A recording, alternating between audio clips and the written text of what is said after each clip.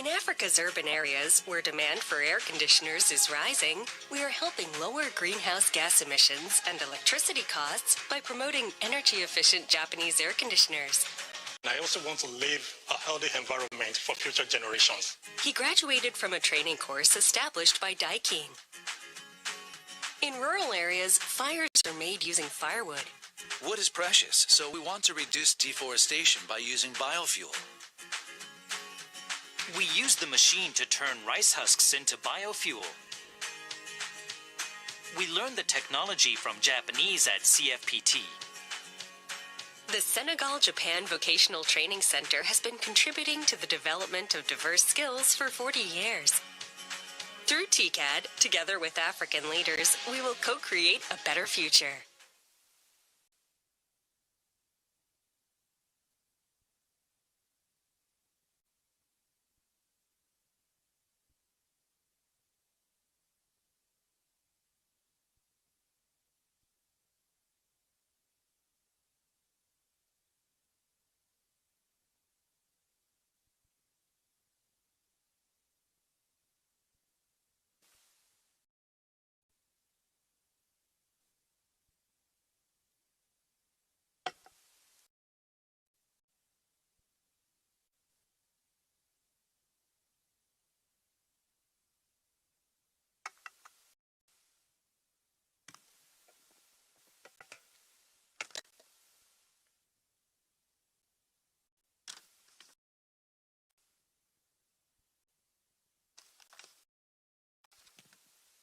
それではこれよりパネルディスカッションに移らせていただきます。パネルディスカッション1では、持続可能な産業育システム強化による経済多角化について討論をいただきます。We will now move on to panel discussion 1, which will focus on economic diversification through strengthening sustainable industrial ecosystem. モデレーターはアフナ・エザコンワ UNDP 総裁保健アフリカ局長に代わりまして、マティアス・ナーブ UNDP アフリカ地域サービスセンター所長にお願いをいたします。We'd like to ask Mr. Matthias Naab, Director Regional Service Center for Africa UNDP, to kindly serve as the moderator on behalf of Ms. Afuna Ajakonwa, Assistant Administrator and Director of the Regional Bureau for Africa UNDP. So, Mr. Naab, please take it away. Thank you very much, Excellencies, ladies and gentlemen. Warm welcome to this very important panel this afternoon. You know, throughout the past 2 days that we have been meeting on TICAD-9, one thing has stood out, and it is the fact that we are seeing dynamic shifts on the African continent in terms of its potential, but also its challenges. And a central piece of the conversation has been about Africa's demographic, particularly its youth, and the dynamism of its youth, the potential that it brings, but also the challenge that it brings. And to harness this, the continent has to shift from natural resource, commodity-heavy economies to diverse, innovation-driven industries, including tech and creative sector. And partners in African development through initiatives like TICAD can really help build more sustainable pathways to Africa gaining economic transformation and prosperity. And the goal here is about co-creating resilient industrial ecosystems that empower African youth and drive long-term development. And so today, we welcome you to session 1 of the Public-Private Business Dialogue, where we explore these innovative solutions to economic diversification and sustainable ecosystems. In the next 60 minutes, if we can make it, we will hear from a diverse group of speakers who will highlight how Africa can shift from resource-dependent economies to dynamic, diversified industrial sectors, focusing on technology, on creative industries and beyond by leveraging partnerships like those cultivated within TICAD. And I'm very happy to tell you today that we've got some very distinguished speakers in this panel. I'm particularly grateful to His Excellency John Dramani Mahama, the President of the Republic of Ghana, a key leader from the public sector, but of also an important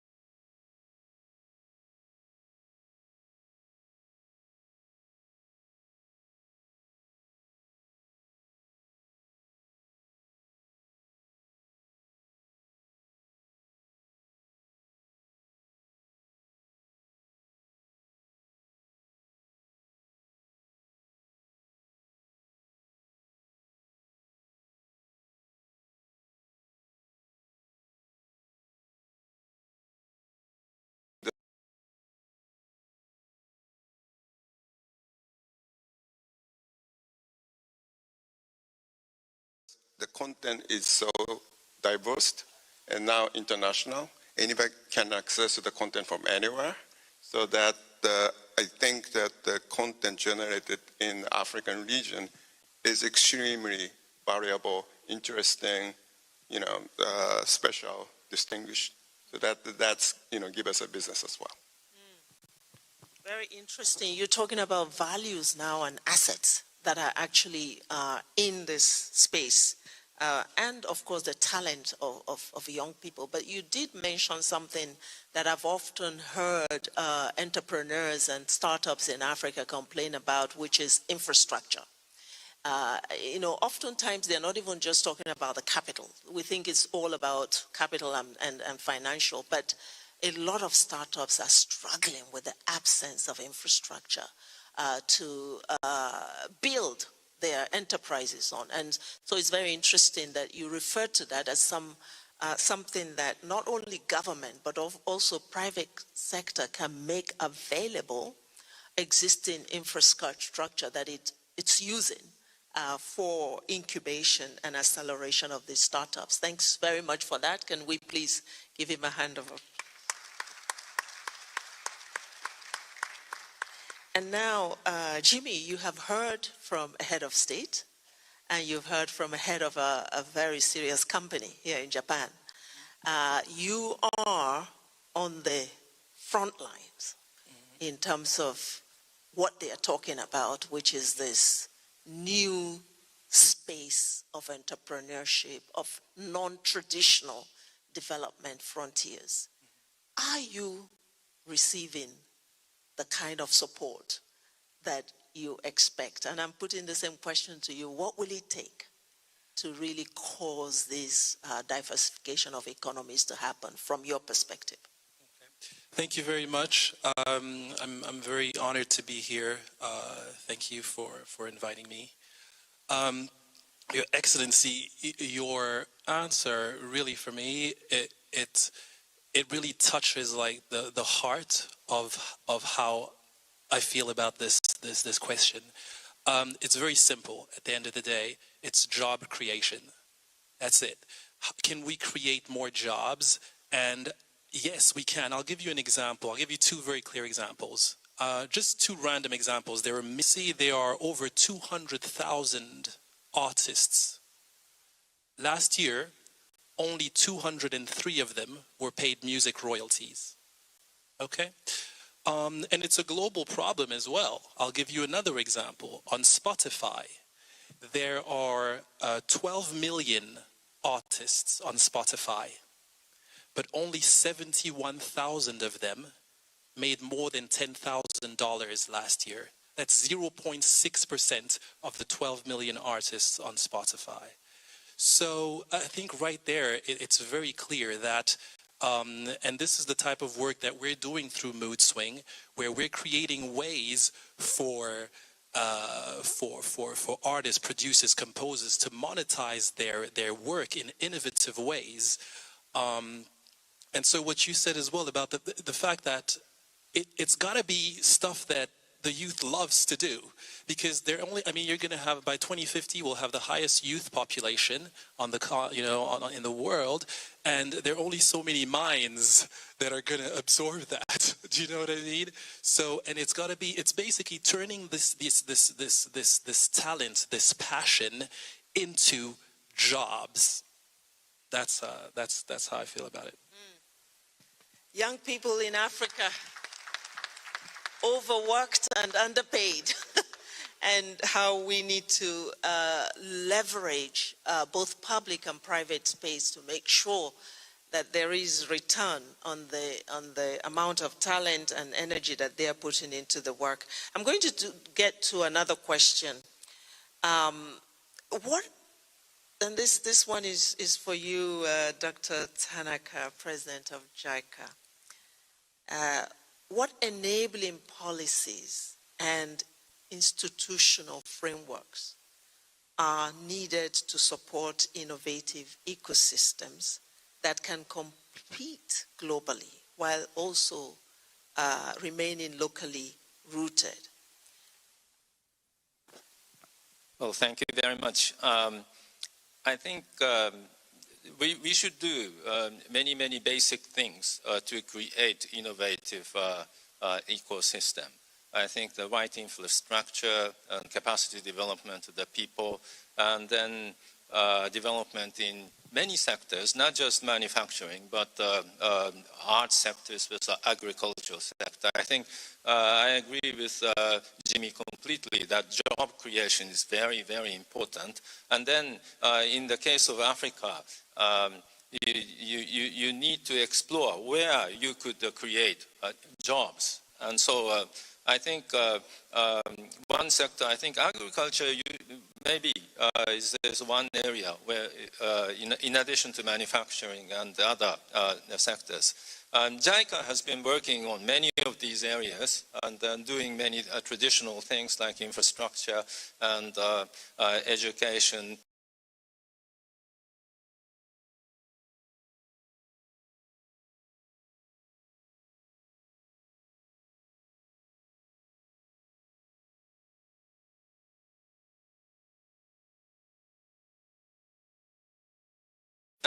We created one project called Project Ninja. Ninja stands for Next Innovation with Japan. And this Project Ninja is intended to create ecosystem for those energetic startups. So far, we have cooperated with 757 startup companies in such countries like Nigeria, Ethiopia, Uganda. And initially, we started with technical cooperations and networking, but we have decided that in order to motivate startups, I think financial support is very important. And so we can do was revised last April so that we could do more flexible things.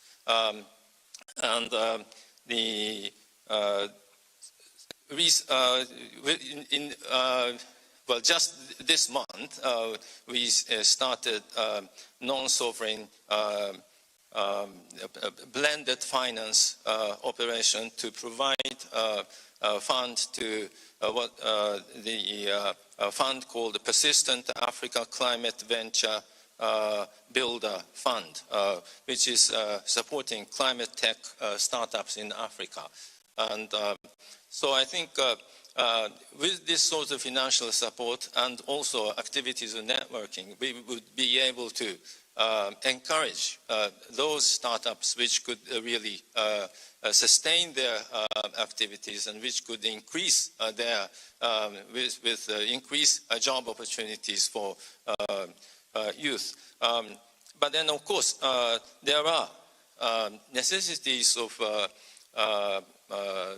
creating appropriate legal and institutional schemes. And so that area too, we need to work together with many governments of Africa. Thank you.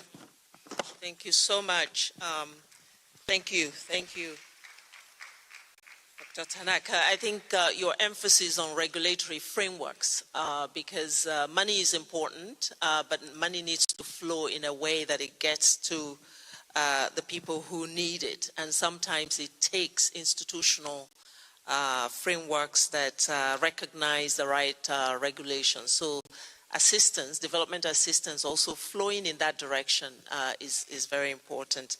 I want to come to you, Mr. Subairo. You know, we're talking a lot about finances and the financial instruments sort of the big elephant in the room sometimes because we know capitalization is difficult for African financial institutions, but also the perception of risk for those who have the finances. Africa suffers from this image of being high risk, and cost of capital is so high because of this. Now, putting the same question to you, from where you sit, which is really trying to make the money work in the business world, how do you see this? How do you see the needs in the institutional areas to unlock the kind of finances that these startups need? Good evening or good afternoon, and thanks for that question.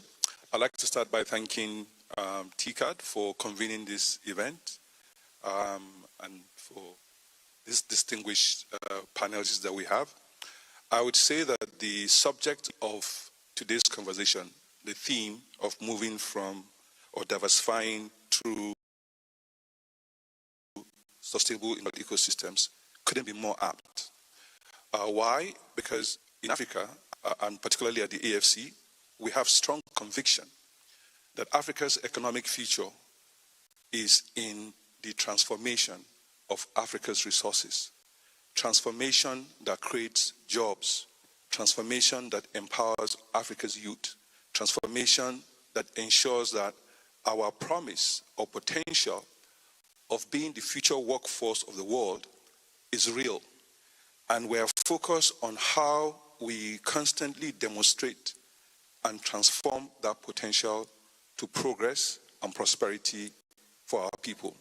So we couldn't be discussing a more relevant topic for Africa, especially because we are in Japan, a society that has seen the benefits and have replicated transformation over and over again.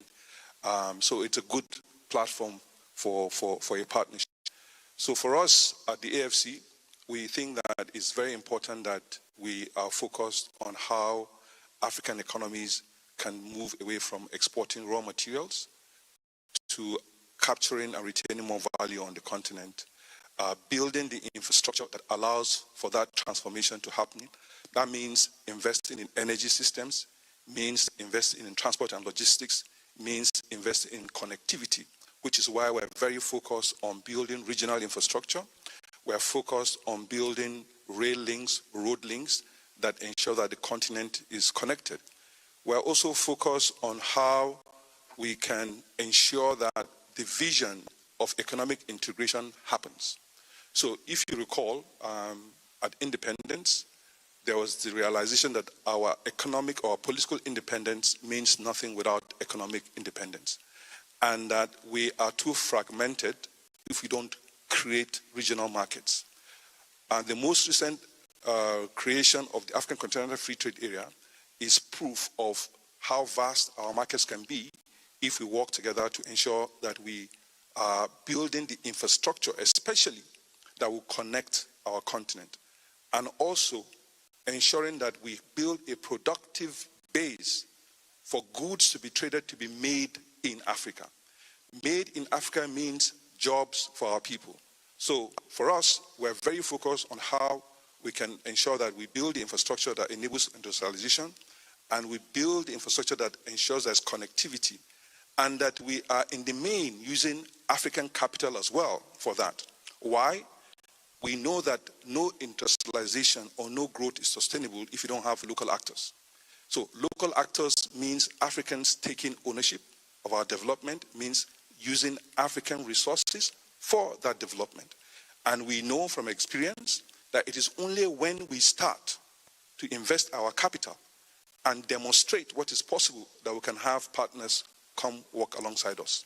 And we have seen partners here in Japan support that. We have several partners here that we work with for scaling infrastructure and industrialization in Africa, and we think that this can be replicated.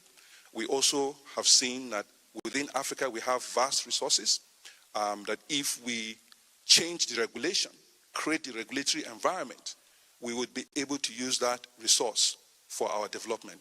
And it will also speak to the point you made, Ahunna, about our cost of capital and the risk premium that we have. So if we are constantly keeping our resources outside the continent, there is no better demonstration of how risky we are if all our resources are outside the continent. If we also cannot use our resources to develop locally, then that development cannot be sustainable. So if we are talking to each other, talking to our financial institutions, the $75 billion that we pay in prejudice premium annually because of our high cost of fund will disappear. So for us, it is important that we take ownership of our development, build infrastructure that enables us to connect and industrialize, build the industries that would attract jobs for our people, support technology, support creative industries, support innovation by providing digital infrastructure, providing, I would say, innovation hubs, providing, possibly create all those jobs, in the traditional sectors. So a focus on youth, a focus on innovation will ensure that we create jobs. And just for us to land on this point, so if we take an example of something that's very basic that we need, for homes, for offices, for daily use, like aluminium. Aluminium, if you take, let's say, 100 tons of aluminium and just export to raw bauxite, maybe maybe $8 million from exporting 100,000 tons of bauxite. But 100,000 tons of aluminum is $260 million. So if you are taxing $8 million and taxing $260 million, you can see the difference. You can see how that tax from value-added products can be used to invest in health, in education, and in security. So our need for development assistance diminishes because we have the tax base that can support our economic growth and diversification. Thank you so much for that, Mr. Smaila. I think you've made some very key points there, and that sort of triggered me to come back to a question. This one, I really would like to ask it to those on the private sector side, and I'd all of you have somehow referenced the fact that we're talking about breaking new ground in terms of non-traditional ways of doing business. That means that you are actually saying that we need reform because the institutions and systems in place are not tuned in.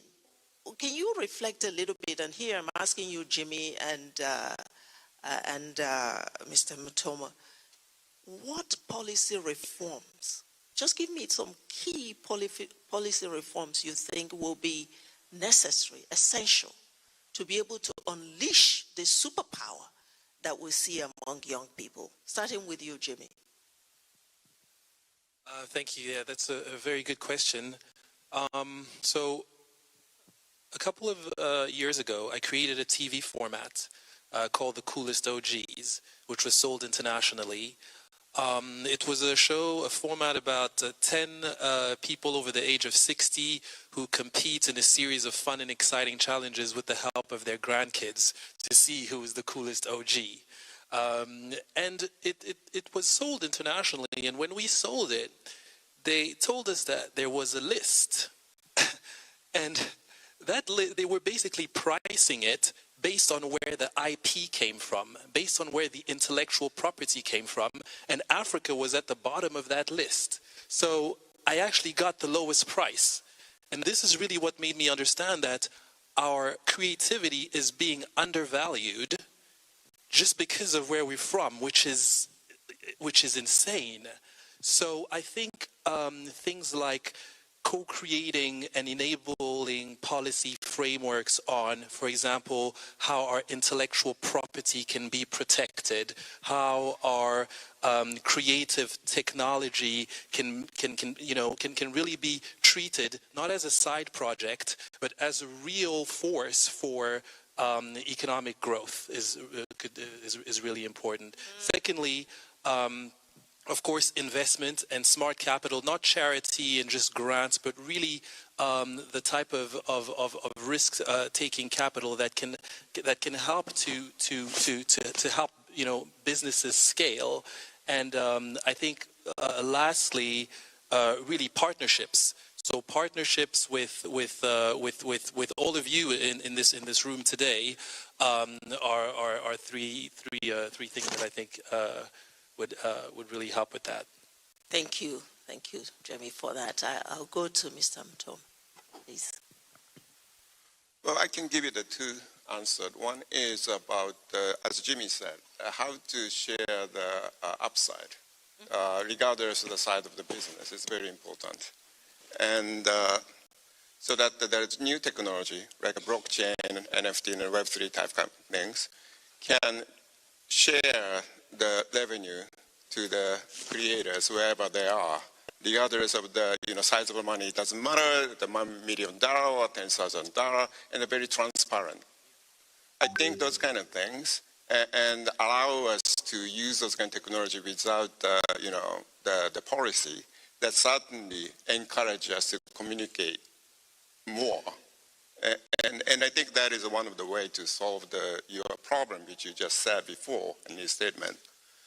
Another one is more like where I come from, because Japan, as the population is getting smaller and smaller, there's more aging. And Africa is the opposite. So I think that we are complementary, but how to work together, that sometimes, maybe because of the language issue, but to work together internationally, there are certain, limitation for us. For example, if you try to take examination license to work in Japan, it has to, the people has to take a test in Japanese or those kind of things. I mean, healthcare, I do understand, but the creation contents has to be, doesn't matter which language we speak. Right. And I agree with you. I think what you're saying is super important, like especially with the population and the fact that we're complementary, right? But there's so many things where, for example, Africa's creatives, musicians, they're incredibly prolific, and they're so great. And you, for example, what you just mentioned now with the blockchain technology, I think they're complementary. So. And I guess the language barrier and all of that. But what I'm saying is, if we identify certain, things that we can focus on and work together on, well, we can say, for example, well, you're really good at doing that. We're really good at doing this. Let's figure out a way to work together on that. You might have some things that you can bring to the table because, they're already done pretty much. And some things that we're going to be able to bring to the table to make it go even faster, and to also exchange that knowledge at the same time. And if it can't be done on everything, there definitely, certain specific, industries or sectors or particular places where you can make that synergy work, I think. Thank you for that. I'm coming to you, Your Excellency. Listening to all of this, where do you see public sector role in facilitating what the two gentlemen just described from a policy regulatory perspective? I think they're not an irritant. In the past times, it's like, this sector is just about profit and all that. And so the public sector had tended to crowd out the private sector. Now everybody uses the hackney phrase that the private sector is the engine of growth. But how does an engine operate if you don't give it the right fuel, healthy fuel, engine oil, hydraulic oil for it to be able to operate properly? And so that's the role of the public sector. We must create policy that creates the framework for an enabling environment for the private sector to grow. The private sector is not Father Christmas. It will go where it can get a good rate of return on investment. And so it's government's duty to create the space for the public sector to exercise its creativity. And that is what we need to reorient the public sector to do. I was Minister of Communications in the early days when the tech, ICT sector was exploding. And people were coming home and asking for licenses to set up internet cafes. And if you saw our regulator and the conditions you had to meet and all that, it was just crazy. By the time you go through that list, you would not be able to start anything. And so when I became minister, I said, but why license them? If you want to set up an internet cafe, why don't you just open it if you have the investment? And when we did, internet cafes exploded across the country. They didn't cause any harm. They didn't lead to any coup d'etat, nothing. When we're liberalizing our telecom space, they said, oh, telecom is so important. You cannot give it to the private sector. You know, it's sensitive. The CIA would listen to our conversations and all that. I mean, today, look at the telecom sector. It's contributing so much to the GDP of Africa's growth. So what we need to do is to create the right environment for the young people to thrive. We should not over-regulate. I met with the fintechs last year during the campaign, and I was asking them, what are your problems? And they said, over-regulation. Why don't you ease it up so that we can invest more? And so I think that we must not be too sensitive in guarding and trying to regulate and all that. We must create the space so that these young people can exercise their creative talents and contribute to sustainable growth in our countries. Your Excellency, please keep your mic for a second, because I'm going to fully exploit having you here with us for a few minutes now to ask you, maybe because I know you have to leave, one last question from your perspective. We're here in Japan. We are operating from a kind of a TICAD platform here, which has a core content around co-creation. And we just heard Jimmy talk about what Japan could offer to this space. When you think about really what we able on innovation and economic diversification, how would you craft this sort of collaboration? How would you frame the collaboration between Africa and Japan?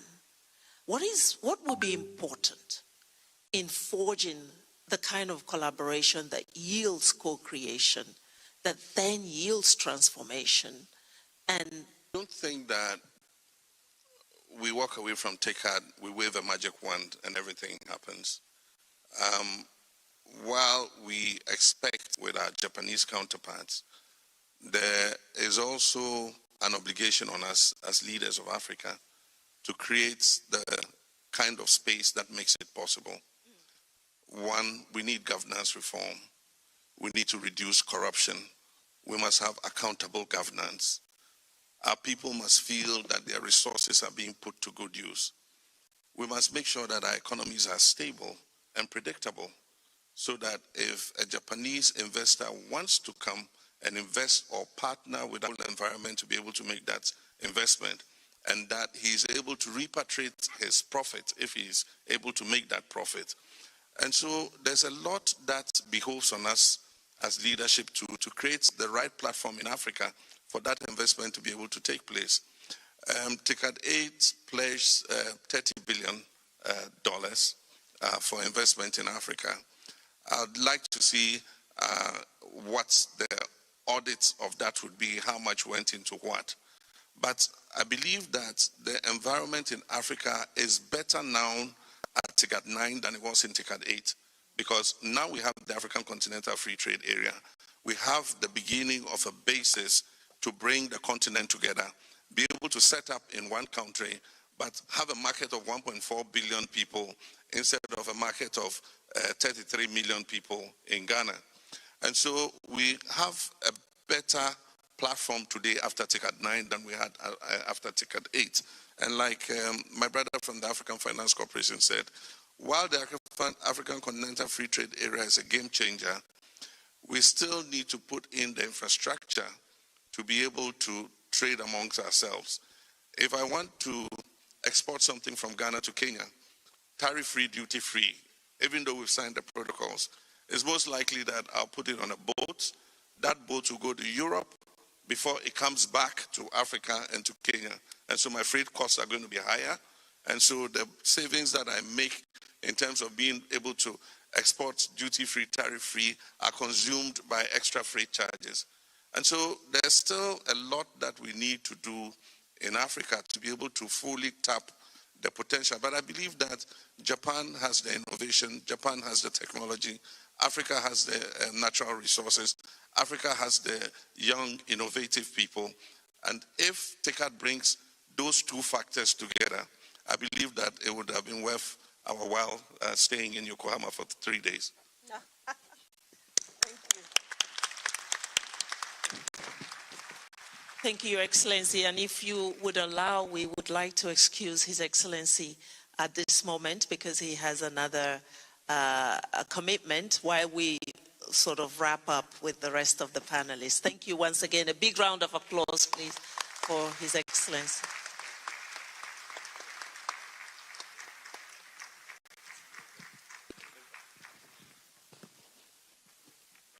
Thank you so much.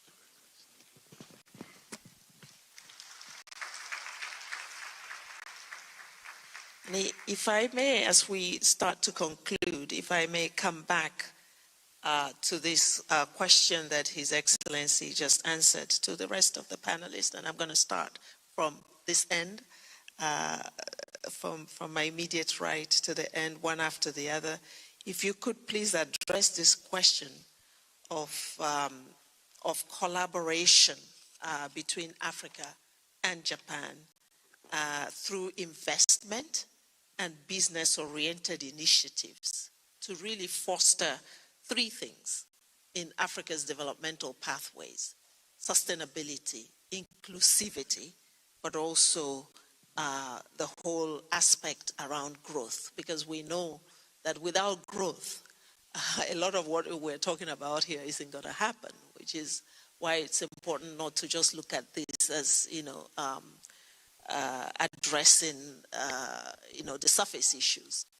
So what is the essence? How are you defining the essence of this collaboration between Africa and Japan, Dr. Tanaka? What is important for us to take away in terms of the road that we must now walk to make this partnership meaningful? To